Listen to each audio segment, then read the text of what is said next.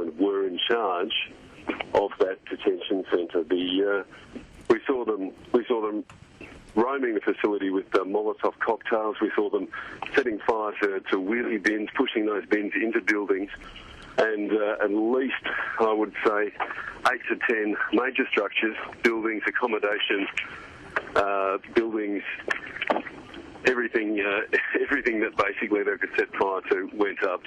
We stood and watched on the top of a hill as building after building burnt to the ground. The Australian Federal Police took charge, moved in. We saw tear gas fired. We saw round after round of beanbag pellets, a bit like rubber bullets, I suppose. They have the same sort of effect. They'll knock you off your feet.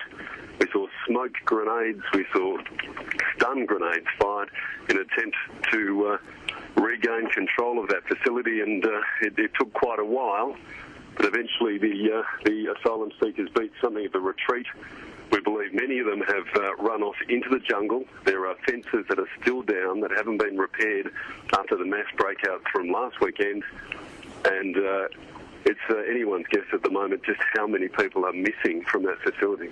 I've got to say, in fairness, 250 who've been protesting this week. It's about 10% of the population there. Most of the asylum seekers in there don't want to have anything to do with it. But at the moment, that small group, that 10%, the 250 who have been leading these riots, well, they seem to be the ones who are in charge of that camp. The problem is there are only something like 110 to 120 Australian Federal Police officers who've been brought onto the island to try and regain control there. They're pretty overwhelming odds when you think there are 2,000 single males being held in a camp, 110 officers. They're limited in the sort of force that they can actually use to keep order on those facilities.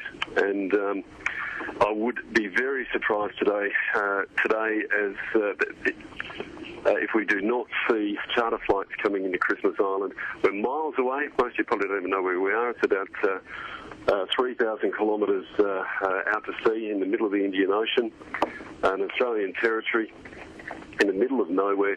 There will have to be flights with more AFP officers, at least to double their numbers, to try and actually get full control back here, because at the moment it's a losing battle.